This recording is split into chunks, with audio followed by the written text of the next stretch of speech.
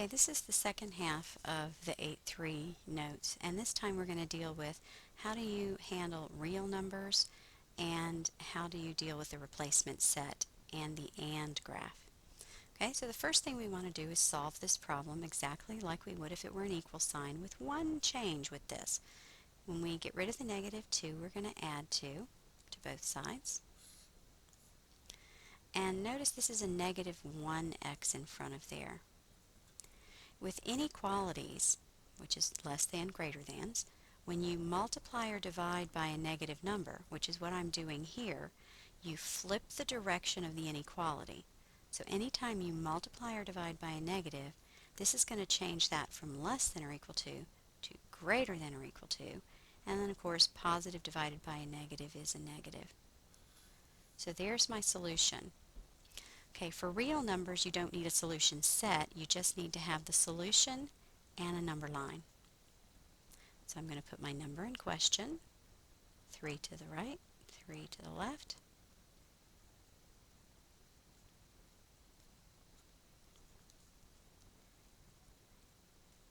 A little sloppy there, sorry.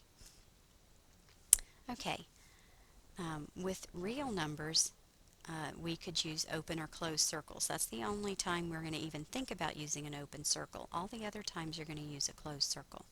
When you see the equal sign in the inequality, you will use the closed circle. When you don't see the equal sign, you'll put an open circle. So here around the -3, I'm going to put a closed circle.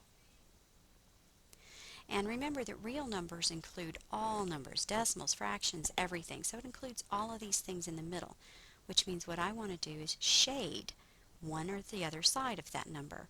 So since this says greater than -3, you want to shade in the direction that it's pointing. It's pointing to the right, so we want to shade to the right.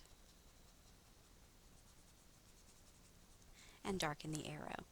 The reason we don't put a number line, a solution set, is because there's no way for us to write every single decimal or fraction.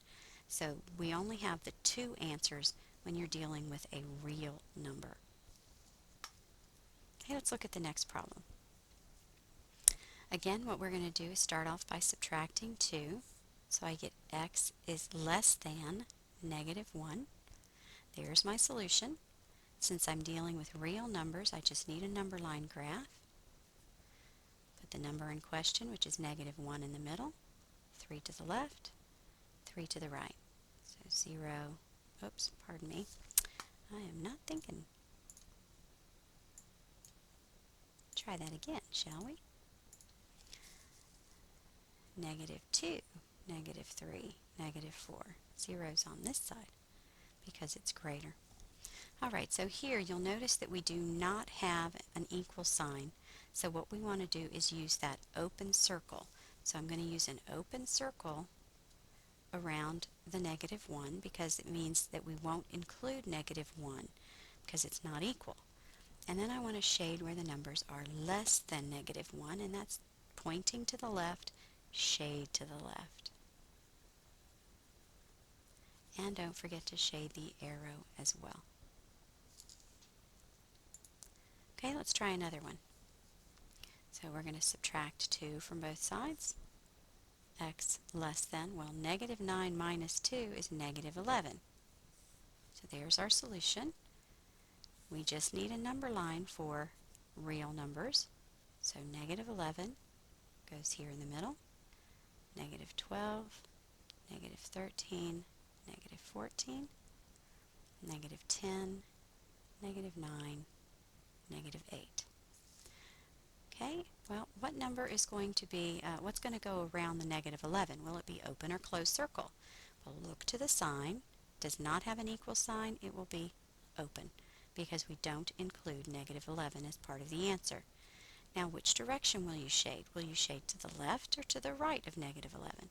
Well, we want the numbers less than, pointing to the left, shade to the left. Don't forget to darken the arrow. No solution set is needed because we're dealing with real numbers. Okay, now this one looks a little bit different. This is what we call a between graph. Okay, The reason we call it a between graph is because x is between two numbers. It's already solved for you. The x is by itself, so the only thing you need here is a number line. So we want numbers to go one more on each side. So I need to start at -2 and go to +4. That's the minimum. You can have more, but you can't have less than that. Okay? Alright, so since I'm dealing with real numbers here, I want my decimals, my fractions, and everything. So I'm going to look to the -1. That inequality sign goes with the -1. There's no equal sign, so I'm going to put an open circle there.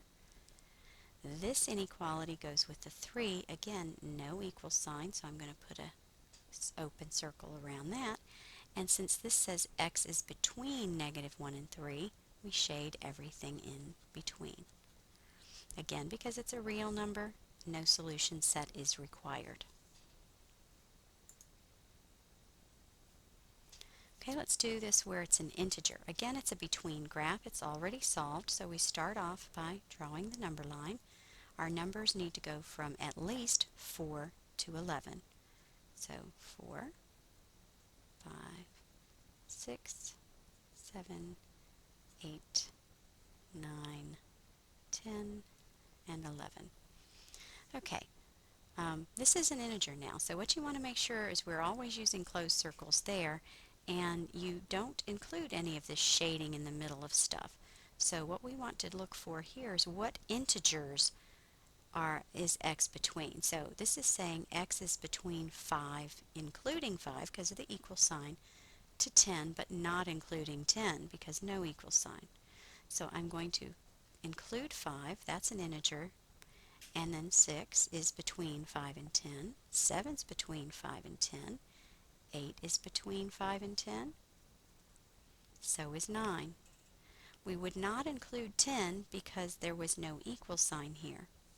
Because we're dealing with integers, you do need a solution set, so just translate your number line, 5, 6, 7, 8, and 9. Notice neither of the arrows was darkened, so I don't have any dot, dot, dots. Okay, the last example is when you're using a replacement set. So we still solve it the same way, so I'm going to get rid of the 9 by subtracting 9, and this solution is x less than 5. Well, the replacement set is the easiest of all because all you have to do is have a solution and a number and a set, no number line. So look to these numbers and tell me which ones are numbers that are less than 5.